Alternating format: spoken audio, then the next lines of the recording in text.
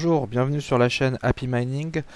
Dans cette courte vidéo, nous allons revoir un peu tout ce qui s'est passé sur ce fameux fabuleux déblocage à 100% des cartes LHR. Voilà, c'est enfin arrivé. Donc on va retracer un petit peu calmement qu'est-ce qui s'est passé, l'historique, le déroulement de ce déblocage 100% LHR.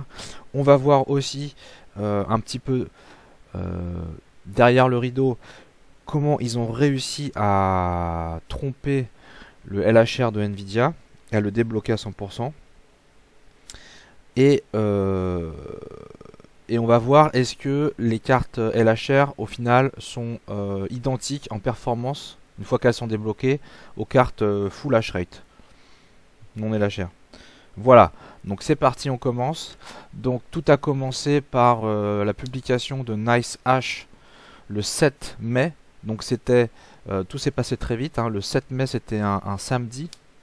Donc NiceHash a affirmé avoir réussi à débloquer les cartes LHR grâce à son mineur Excavator installé par défaut avec NiceHash Quick Miner. Donc ça ne fonctionnait en principe que sur Windows. Donc il y a eu pas mal de youtubeurs, de gens qui ont fait des tests. Ça fonctionnait.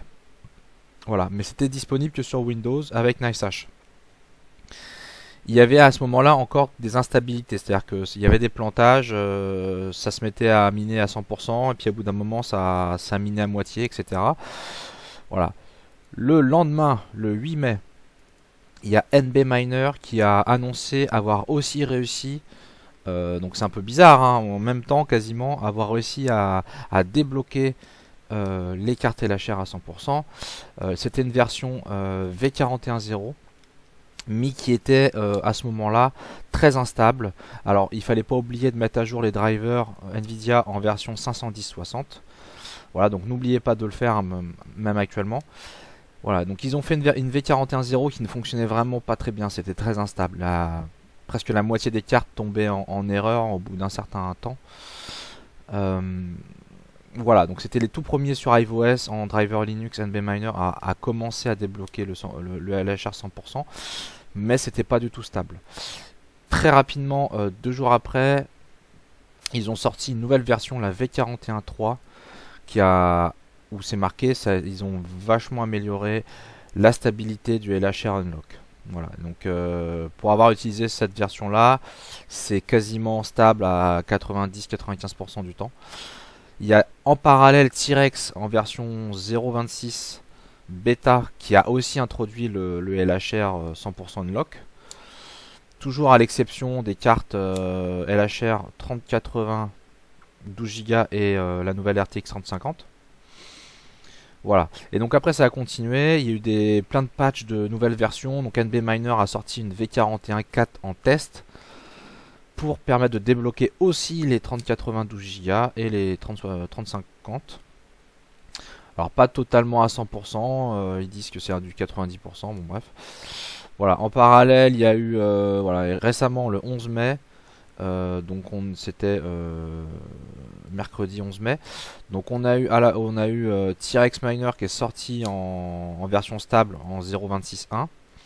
Il y a LOL Miner qui a sorti une version 1.50 bêta, toujours pour améliorer le LHR, la stabilité. Voilà. Et il y a Gminer, hein, qui est aussi un mineur assez réputé, assez connu, en version V2.92, qui a sorti sa version du Unlocker. Voilà. Donc maintenant on a NBMiner, T-Rex Miner, LOL Miner, Gminer, à ma connaissance, indiqué dans iOS. Ça c'est pour l'historique. C'est pour l'historique et les versions. Alors maintenant on va passer tout de suite, je vais pas vous teaser trop longtemps comment ils ont réussi à débloquer ce fameux LHR. Alors, je vais vous expliquer la solution qu'ils ont trouvée. Alors après c'est comment ils l'ont trouvé. C'est là on va voir, il y a différentes suppositions. Il y a des théories du complot, etc. On va voir déjà comment ça fonctionne. Alors je vous ai fait un petit schéma, vous m'excuserez, j'ai fait ça un peu rapidement, mais c'est pour vous montrer le principe. Donc ce qu'il faut comprendre, c'est que les cartes graphiques, les GPU sont pilotées par un driver codé par Nvidia. Faut voir ça comme vraiment une boîte noire, une black box. Ce driver là, on ne sait pas trop à l'intérieur comment c'est codé, on ne sait pas exactement les détails de fonctionnement de mécanisme, donc on ne savait pas comment fonctionnait exactement le LHR. Voilà, donc ce qu'ils ont réussi à comprendre, c'est que déjà, avant d'être à 100%, déjà quand ils étaient à 70%, et récemment jusqu'à 80%, ils ont réussi à comprendre que le LHR s'active au bout d'un certain moment. Il ne s'active pas tout de suite, il y a un petit délai, il y a des conditions qui font que le LHR va s'activer, se désactiver. Donc déjà ils avaient compris ça. Donc le LHR, voilà, il n'est pas figé dans le temps. Il va détecter des choses, s'activer, se désactiver, etc. Donc c'est quand même un truc en continu. Ce qu'ils ont réussi à trouver pour débrider complètement le LHR à 100%, c'est que ils ont compris, et là on verra comment ils auraient pu comprendre ça. Comme c'est une boîte noire, le driver NVIDIA. Le driver NVIDIA, bon, il est piloté par un contrôleur. Ce contrôleur est piloté par le logiciel de minage, hein, par le mineur. Donc là on va prendre l'exemple de NBMiner. Donc le contrôleur peut piloter les drivers NVIDIA en envoyant des paramètres pour justement modifier certains paramètres qu'on a le droit de modifier sur le driver, sur la carte graphique, pour piloter la carte graphique. Et donc ils expliquaient qu'il y a ce qu'on appelle un checksum, une vérification qui est faite par le driver NVIDIA quand il reçoit des paramètres. Et l'astuce qui a été, c'est qu'ils ont compris qu'on ne peut pas modifier certains paramètres liés au LHR. Par contre, le fait d'envoyer des paramètres avec les valeurs d'origine, donc ça passe le checksum, ça passe le contrôle du driver NVIDIA, ça réinitialise le fonctionnement du LHR. Voilà l'astuce. Et dans le détail, dans le driver NVIDIA, il y a ce qu'ils appellent une espèce de compteur. Un compteur de LHR, c'est-à-dire que la détection du LHR va incrémenter un compteur pour dire tiens là je sens que je détecte du minage Ethereum, je vais incrémenter mon compteur et si mon compteur atteint un certain seuil, le LHR va se déclencher. Si au bout d'un moment il ne détecte plus un minage d'Ethereum, le compteur va commencer à se décrémenter et à retomber sous un seuil et le LHR va se désactiver. Voilà. Et donc l'astuce c'est de réenvoyer des paramètres via le contrôleur, des nouveaux paramètres mais identiques en valeur, mais ça a la force de réinitialiser le compteur du LHR. Et donc à chaque fois que le compteur s'augmente, si on renvoie des paramètres, ça va réinitialiser le compteur, il va se remettre à 0 et le LHR ne va plus du tout pouvoir s'activer. Voilà l'astuce. Ils ont réussi à maintenir le compteur LHR à un niveau qui ne dépassera jamais un seuil pour le déclencher. Avec cette petite astuce de renvoyer des paramètres où les valeurs on ne les change même pas. Voilà. Mais attention, c'est là où il y a eu des problèmes de stabilité sur les premières versions des mineurs. Il faut le faire au bon moment cet envoi de paramètres. Si on le fait au mauvais moment, ça peut planter le driver NVIDIA. Et donc c'est là que ça crée des instabilités. Voilà. Voilà pour la petite explication.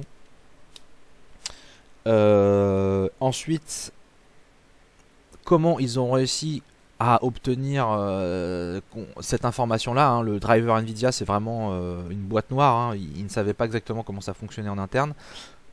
Il y a des suppositions que il y a eu un hack qui a été annoncé par le groupe de hackers Lapsus, qui annonce avoir volé des données, des terras de données chez Nvidia, hein. Donc ça avait été annoncé au mois de février. Et donc ils avaient affirmé avoir les informations, le code source, le vrai code source, parce que oui, le driver Nvidia, en fait, ce qu'il faut savoir, c'est comme il est encrypté, on ne peut pas obtenir le code source et comprendre ce qu'il y a dans cette boîte noire. C'est pour ça qu'on appelle ça une boîte noire. Voilà, donc les hackers avaient réussi à voler le code source, le code d'origine lisible par tout le monde, et ils affirmaient avoir les informations pour pouvoir débloquer les cartes LHR. Et donc ils proposaient de vendre cette solution-là. Donc on ne sait pas trop si Lapsus a réussi à le vendre, ou si finalement le code source a été obtenu d'une autre manière, par les développeurs, hein, de NBMiner, etc. Voilà, on ne sait pas, ça on le saura peut-être jamais, mais en tout cas ils ont réussi à obtenir l'information du fonctionnement interne du driver. Au niveau temporel, on pense que donc je me suis inspiré, hein, je vais pas vous mentir, je me suis inspiré d'ailleurs c'est un YouTuber que j'apprécie beaucoup, Seb FinTech Channel. Donc il a fait une vidéo hier où il a interviewé le développeur de LolMiner qui a réussi aussi à mettre en place ce 100% LHR Unlocker. Voilà. Et donc c'est là où il explique comment ils ont réussi à le faire. Et pour lui, son hypothèse, c'est que quand NiceHash a réussi à publier qu'ils ont réussi à le débloquer complètement, hein, le 7 mai, il pense que les développeurs d'NB Miner avaient déjà dans les cartons le développement de ce 100% LHR Unlocker, mais que c'était pas encore très stable. Et du coup, vu qu'ils ont vu que NiceHash sortait ça, c'était l'escalade à le sortir le plus rapidement possible. Et ils l'ont sorti dans une version très instable, bon, qui a été corrigée quelques jours plus tard. Mais voilà, son hypothèse, c'est que c'était déjà développé à différents endroits, et que le fait que un le publie, ça a déclenché, accéléré la publication des autres. Voilà. Après, bon, il ne sait pas si lui ne sait pas d'où viendraient ces informations du fonctionnement interne du driver Nvidia. En tout cas, pour nous, c'est une très bonne nouvelle. Et enfin, pour conclure, ce YouTuber américain que je vous recommande de vous abonner à sa chaîne si ce n'est pas déjà fait, il a testé, il a pris deux cartes identiques, hein, je crois que c'est les 3070, une LHR et une non LHR, et il a fait des tests de hash rate pour voir si les cartes ont la même puissance de minage, si elles ont la même consommation ou pas, est-ce qu'il y a le même nombre de partages sur la pool. Donc il a fait vraiment un test avec le débridage à 100% LHR, et il est obtenu apparemment au même, j'ai pas vu les chiffres exacts, mais il affirme avoir obtenu les mêmes résultats, et pour lui il n'y a aucune différence, une fois qu'on a le 100% LHR Unlocker, il n'y a aucune différence entre ces deux cartes là. Voilà. Pareil pour, des fois on pose la question, est-ce que dans les jeux vidéo il y a un impact? Bon, nous, les mineurs, on est moins intéressés par cette question-là, même s'il y en a qui, je pense, jouent aux jeux vidéo aussi, et qui jouaient peut-être avec des cartes LHR. Les cartes LHR ne sont pas moins performantes non plus sur les jeux vidéo. Voilà. Donc je pense que d'ici quelques jours ou quelques semaines, on arrêtera même de dire carte LHR, carte non LHR, parce que finalement, il n'y aura plus voilà, de raison d'en parler. Et c'est vrai que ça serait intéressant que Nvidia arrête avec ce LHR, vu que maintenant ça a été débloqué, et qu'ils enlèvent carrément ce système-là. Puisque maintenant, comme le dit le développeur de LolMiner, ils n'utilisent même plus du tout le code qui était très spécifique aux cartes LHR. Maintenant, ils utilisent le même code que les cartes full hash rate. Et par contre, ils ont juste à faire le petit hack d'arriver à réinitialiser ce compteur LHR tous les X moments, mais sinon le fonctionnement de la carte est strictement identique maintenant. Voilà, j'espère que cette petite vidéo vous aura intéressé sur les coulisses du déblocage des cartes LHR, et je vous dis à bientôt sur la chaîne Happy Mining. Bonne journée.